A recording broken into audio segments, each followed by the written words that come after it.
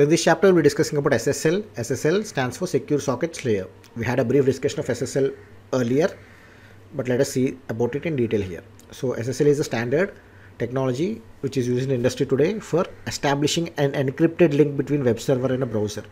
So what happens is you're doing a lot of transactions on the net. Okay, say for example, you're doing an online transaction on Amazon or Flipkart and you need to provide your credit card details, secret information like PIN and all. So these are secure information which should not be falling into wrong hands. So the data is transferring from your computer to the bank server. Okay, so there is a browser, say Chrome or Firefox or some browser you're using, and you're entering the details, say your credit card number and PIN details. Now this information has to be verified, right? This has to be authenticated by the bank. Otherwise there is no fun in all this. Okay, otherwise how will bank know you are the real customer? So this information has to be authorized. So where is this information stored? This information, your credit card number and the correct PIN is stored somewhere in bank server. Now you are entering some PIN and this needs to be verified. So this credit card number and PIN which you are entering has to be transported from your system to the bank server. So in this intermediate travel somewhere, somebody, if they get hold of this information, then they can do transactions using your credit card and PIN. So such information needs to be transmitted very securely. So for that, what we do is we encrypt. So SSL is a technology for establishing an encrypted link between your browser and the web server. Okay. So what it ensures? It ensures that all the data passed between the browsers and the servers are private and integrity is maintained. So this is a standard industry format used across the world. Billions of websites use the SSL technology to protect the online transactions data. So that is what encryption is. So there is something called an SSL certificate. Okay, this is an advanced concept. You not require that much for your interviews, but just for the sake of completeness, we'll see.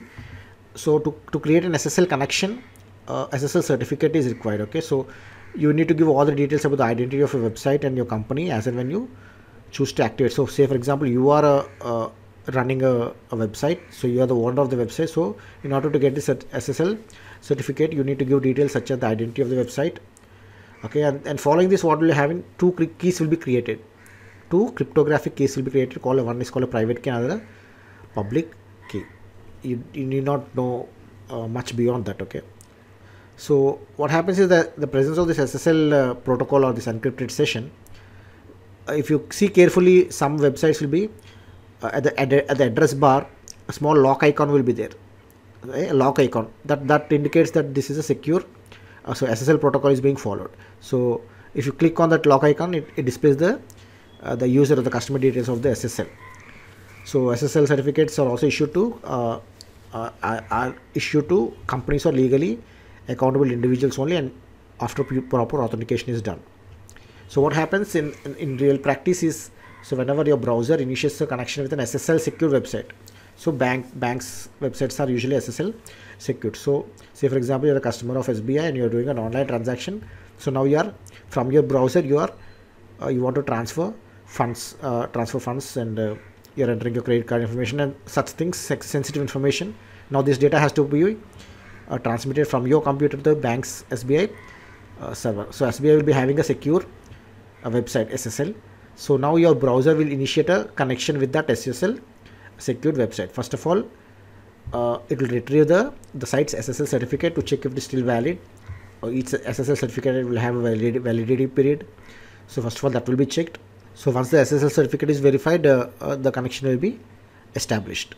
And if you see the address bar carefully, instead of HTTP, the URL will be prefixed with HTTPS.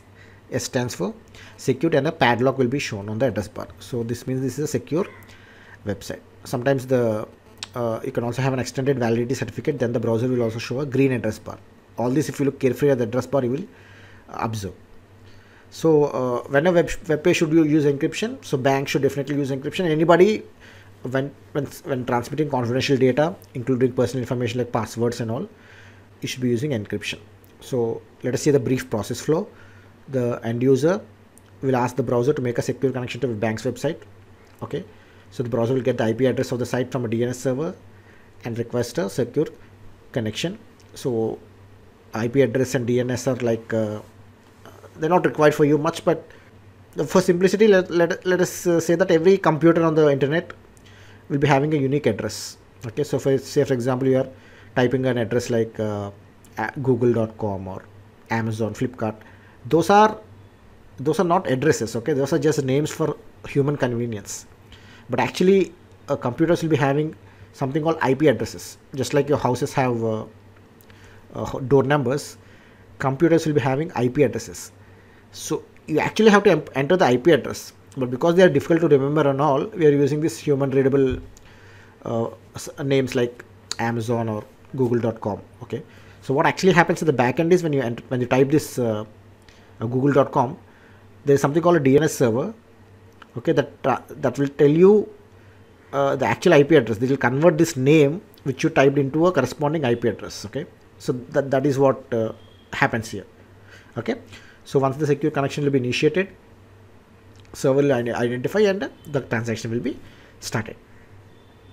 So the browser will check various aspects of the certificate which we have seen. Most important, it should be valid, and also there is some security standards that need to be. All these are not that much important to you.